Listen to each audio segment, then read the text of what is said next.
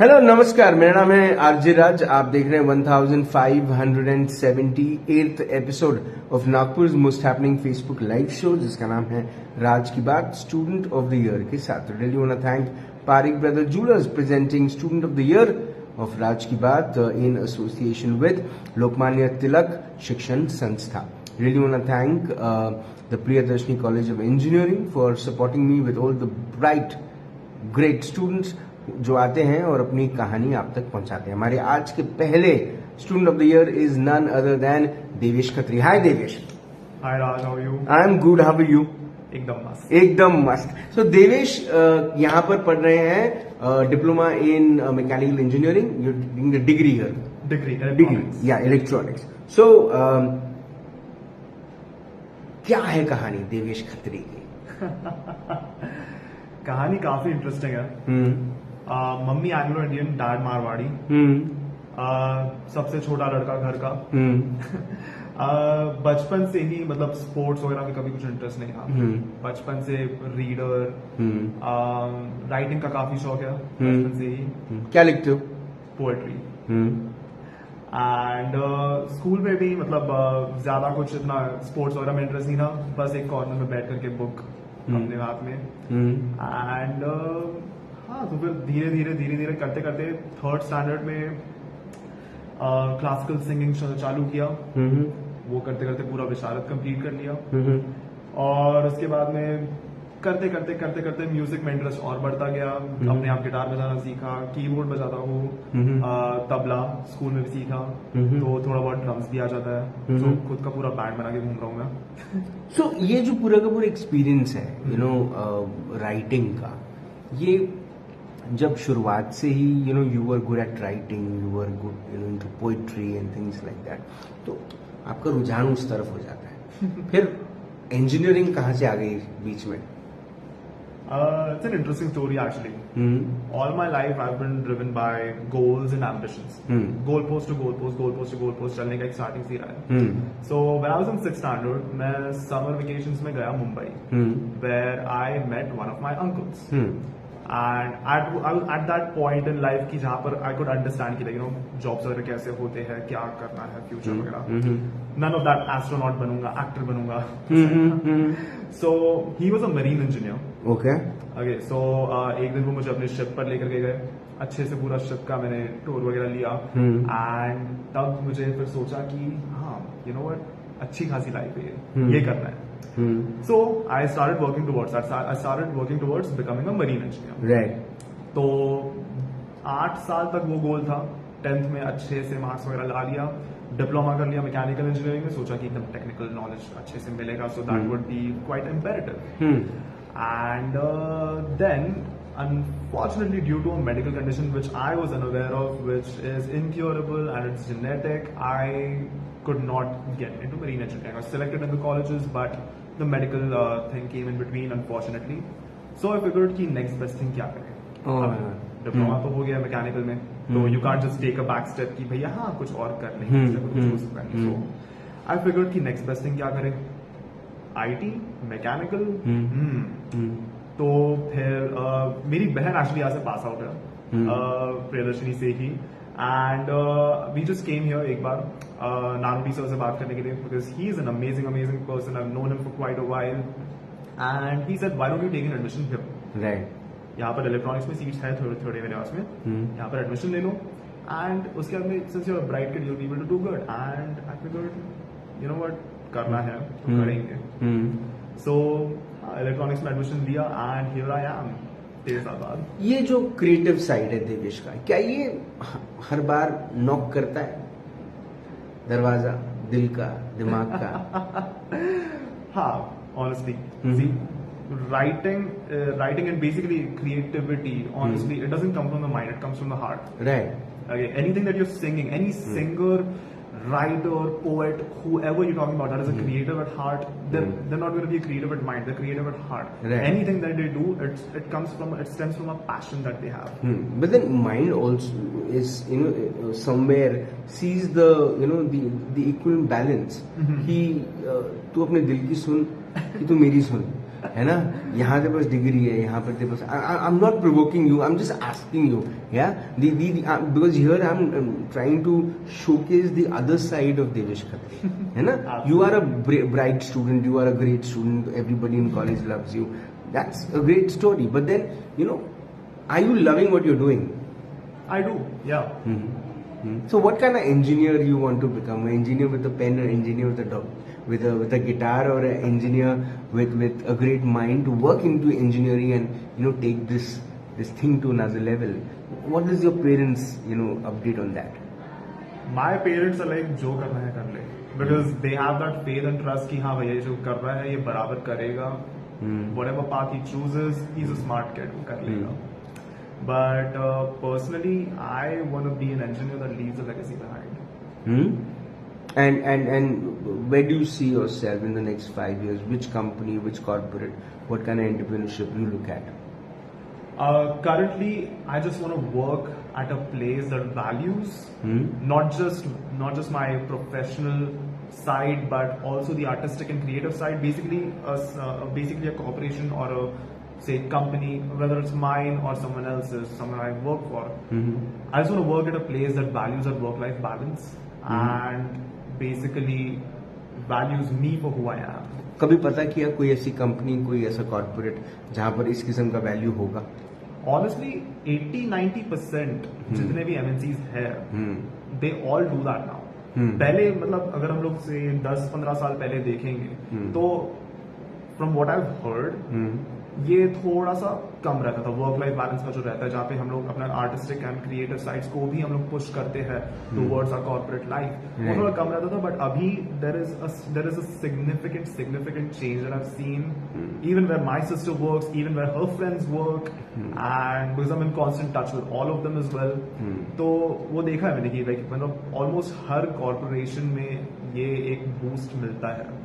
एक वक्त था जब हम अपने दिल की बात बड़ी खुल के बोल सकते थे. आप एक आर्टिस्ट हो तो आप ये बात को बहुत बारीकी से समझते भी हो कि आप अपने दिल की बात कहने के बहुत सारे तरीके होते हैं एक आर्टिस्ट के पास, एक राइटर के पास, एक पोएट के पास. लेकिन जब हम एक समय था हम बड़े दिल खोल के अपनी बात करते थे. आजकल हम सोशल मीडिया पे भी जब कुछ डालते हैं तो बहुत सोच समझ के डालते हैं. एवरीथिंग इनफैक्ट बोलते भी हैं जब 4 लोगों में तो बहुत सोच समझ के बोलते हैं. ये कहीं ना कहीं कंजस्टेड फील करता है बहुत. एंड एक्चुअली इसी बारे में मैंने सोचा हुआ है. सो मेरा हाइपोथेसिस, मेरा थ्योरी इसके पीछे ये कि स्पेशली कोविड चालू हुआ है जब से तब से, स्पेशली उस टाइम से, एंड उसके पहले भी था but it wasn't that prevalent. Okay, the thing is that social media, and I blame social media for this, for the most part of it, is that it's made us very insecure about ourselves. How we put ourselves in front of people. लोग हमारे बारे में क्या सोचेंगे, लोग क्या कहेंगे was different thing. लोग हमारे बारे में क्या सोचेंगे, wow, great thought. एक वो बहुत अलग चीज है. एंड उसके लिए वो एक चीज के वजह से हम लोग जितने भी हमारे इमोशंस रहते हैं, जो भी हम लोग एक्चुअली कहना चाहते हैं हम लोग कहते नहीं, दबाते जा रहे हैं. एंड ये चीज मुझे एक्चुअली अब तक समझी नहीं है क्यों और कैसे, क्योंकि I have always been very open. क्या फर्क है? क्या लोग क्या कहेंगे और लोग क्या सोचेंगे, फर्क क्या? लोग क्या कहेंगे का बात ऐसा है कि इट गोज बोथ वेज. लोग क्या सोचेंगे वो उसमें आ जाता है, क्योंकि अगर मैं किसी बारे में कुछ बोल रहा हूँ तो सामने वाला मेरे बारे में क्या सोचेगा उसको लेकर के एक वो आ जाती है.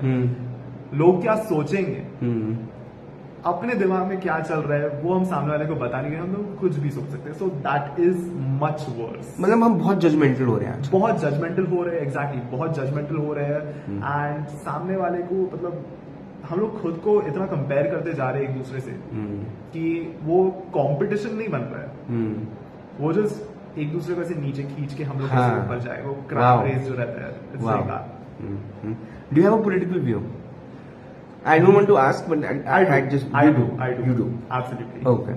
And do you believe the kind of education system has been working or is working and will be working in the coming time? Absolutely. How do you see that? No, I don't think that the education system that we have is working, because abhi ke time pe, and I'm not talking about the NEP that's going to be enrolled back.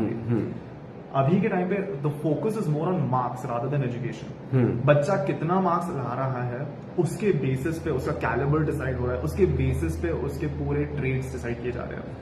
And this is a double edge sword, क्योंकि इससे बच्चे के ऊपर भी ज्यादा stress आ रहा है and इससे हम लोग एक्चुअली बच्चे की एबिलिटी को जज नहीं कर पा रहे। राइट, सो बिकॉज अगर एक बच्चा रट्टा मार के पास हो रहा है, so and एक बच्चे के पास में actually knowledge है but he's not able to convey it into words, if he's not able to actually pen it down, but he has the knowledge, who would you rather go for? Someone who actually has the knowledge or someone who just like mitochondria is the powerhouse of the cell, mitochondria is the powerhouse of the cell? Doesn't make sense. So honestly, and this is actually something companies look for as well, they want someone who's creative enough to come up with their own solutions rather than just go by the book. Hard worker, smart worker, उसमें ये भी आ जाता है। जो भारत का युवा है वो देश की बहुत बड़ी एक बहुत बड़ी जिम्मेदारी लेकर है। आप जब ये बात कुछ सीनियर्स कहते हैं तो आप इसको किस तरह से देखते हैं?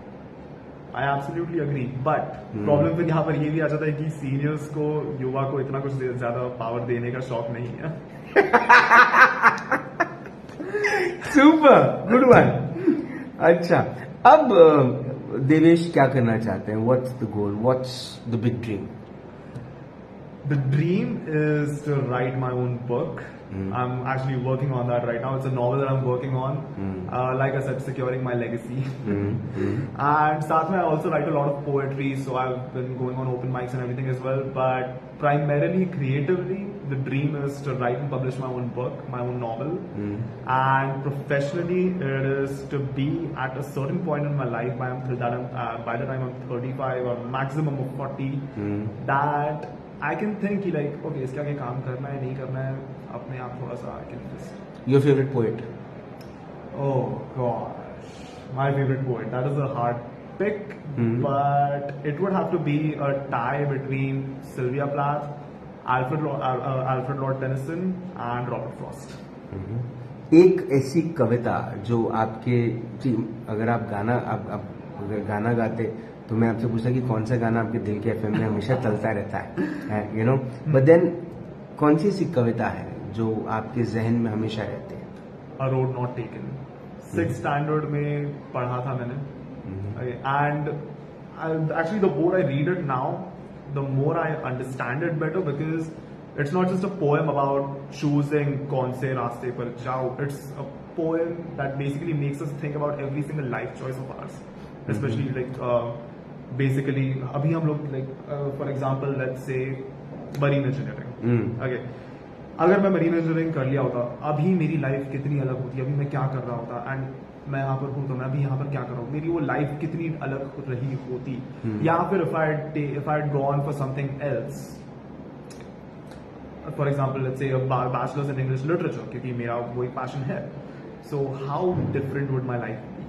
So that is something that A Road Not Taken really makes you think if you read it in like not in 6th grade. What's your thought? Hindustan हमेशा कल के लिए जिया है, क्या आज के लिए जीना शुरू करेगा? I don't really think Hindustan हमेशा कल के लिए भी जिया हुआ है. Mostly like कल यानी आने वाला तो नहीं, जो गुजरा कल है, जो गुजरा कल है. I think Hindustan, I am sorry लेकिन थोड़े में ये हो जाएंगे, बट हाँ लाइक आई थिंक हिंदुस्तान जो बीता हुआ कल है उसके ऊपर में ज्यादा फोकस करते हुआ है कभी भी. आज का छोड़, पहले कल का, आने वाले कल का छोड़, तो पहले आज का जी रहे थे. आप जिस किस्म की मानसिकता रखते हैं, you have a great thought process, and trust me Devesh, I have done more than 1500 episodes. There are very few people to whom I meet and I really adore. You are one person with a great mind. I really, wish and pray the Almighty that you get everything in your life and you grow well. Thank you for being my guest and thank you for being the Student of the Year.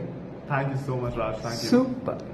मुलाकात हुई with Devesh Khatri. ये देवेश खतरनाक है, because दिल में कम से कम वो बात तो है जो कहने की कहीं ना कहीं वो काबिलियत है. और मुझे ऐसा लगता है कि अगर एक युवा अपने दिल की बात इतनी गहराई के साथ और इतने मंथन के साथ कह रहा है तो उस बात में तर्क तो होगा, और वो तर्क बड़ा सीधा है कि ये बात सच है कि हिंदुस्तान गुजरे हुए कल के साथ बहुत जीने की कोशिश करता है, ना कि आने वाले कल के बारे में सोचे उससे पहले वो आज के लिए जिए।